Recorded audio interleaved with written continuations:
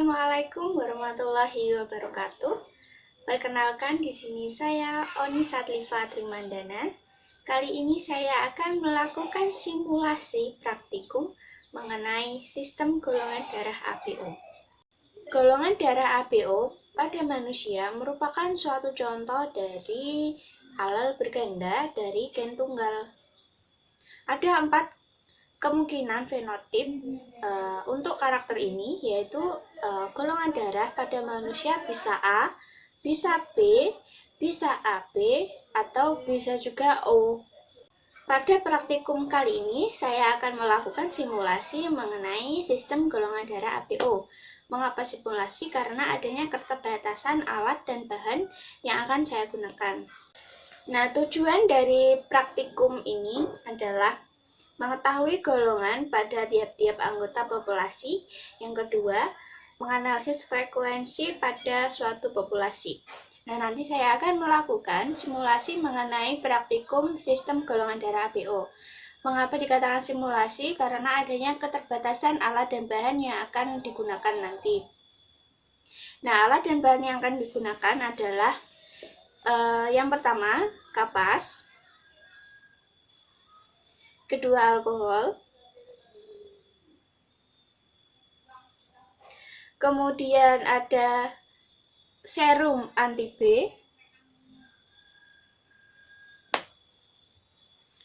Ada serum anti A. Kemudian lancet. Saya simulasikan ini ya. Lancet ini nanti digunakan untuk menusuk jari. Dan ada objek gas untuk menaruh darahnya itu. Untuk langkah yang pertama, kita siapkan alat dan bahannya. Kemudian kita siapkan jari yang digunakan untuk mengetes darah kita ini. Pertamanya ya, kita ini dulu, urut-urut dulu jarinya agar darahnya itu nanti bisa mengalir dengan lancar. Seperti ini. Kemudian bersihkan menggunakan alkohol. Kita siapkan ini alkohol. Bersihkan menggunakan kapas. Bersihkan seperti ini. Basahi ya, basahi. Basahi semuanya. Nah, sudah. Kalau sudah, kita siapin dulu objek gelasnya ya untuk menaruh darahnya itu. Nah, kalau sudah, kita tusuk menggunakan lancet seperti ini. Kemudian darahnya ini nanti kita taruh di objek gelas. Nah, jika sudah, nanti darahnya itu kita diteteskan pada dua tempat, kanan dan kiri. Nanti yang kiri kita teteskan dengan anti A, serum anti A. Dan yang kanan nanti kita teteskan dengan serum anti B. Nah, ini untuk anti A kita akan teteskan. Kemudian anti B kita teteskan pada ini. Nah, jika sudah, kita aduk menggunakan pengaduk seperti ini. Kemudian ini juga diaduk seperti ini. Nah, nanti jika ada darah yang menggumpal, berarti itu menandakan bahwa itu adalah golongan darah kita. Misalnya, jika ini yang saya tetesi dengan anti A, saya aduk seperti ini. Dan jika ini menggumpal, darahnya ini menggumpal, berarti golongan darah saya adalah A. Sebaliknya, jika yang ditetesi dengan anti B, jika diaduk dan darahnya ini menggumpal, maka darah saya adalah B. Nah, apabila darah ini, jika ditetesi anti A dan ditetesi serum anti B, tidak mengalami aglutinasi atau tidak menggumpal, jadi ini tidak menggumpal, ini tidak menggumpal, maka nanti golongan darah suatu individu tersebut adalah O. Jika ini yang ditetesi dengan serum anti A dan dideteksi dengan serum anti B, semuanya mengalami aglutinasi atau penggumpalan, maka dipastikan bahwa individu tersebut mempunyai golongan darah AB. Berikut tadi adalah langkah-langkah untuk melakukan tes sistem golongan darah. Nah, dari praktikum yang sudah dilakukan tadi dapat disimpulkan bahwa setiap manusia memiliki golongan darah yang berbeda.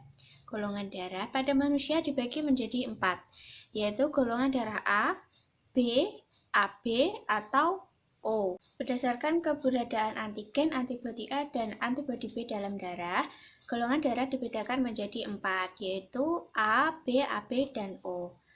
Golongan darah A memiliki antigen atau aglutinogen A dan antibodi atau aglutinin B. Golongan darah B memiliki antigen atau aglutinogen B dan antibodi atau aglutinin A.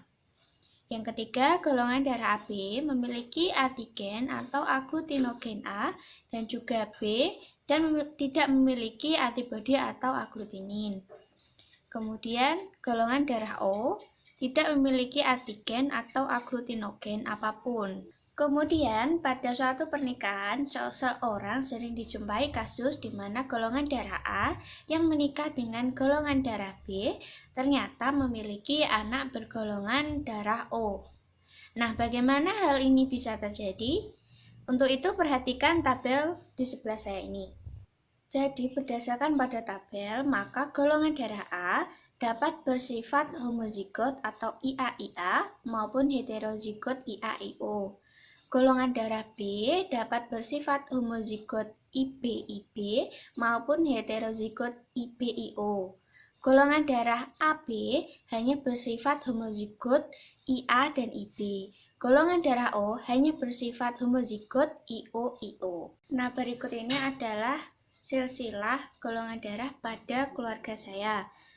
Ibu saya bergolongan darah A, ayah saya bergolongan darah A, maka keturunannya itu saya dan kakak saya bergolongan darah A juga.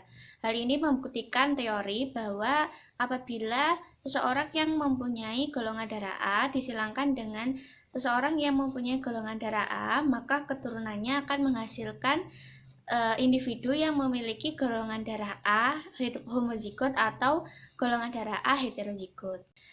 Apabila seseorang memiliki golongan darah A disilangkan dengan seorang yang memiliki golongan darah B, maka keturunannya akan menghasilkan individu yang memiliki golongan darah AB, A heterozigot, B heterozigot, atau O.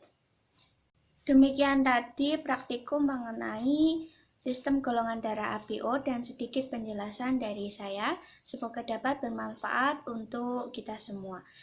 Wassalamualaikum warahmatullahi wabarakatuh.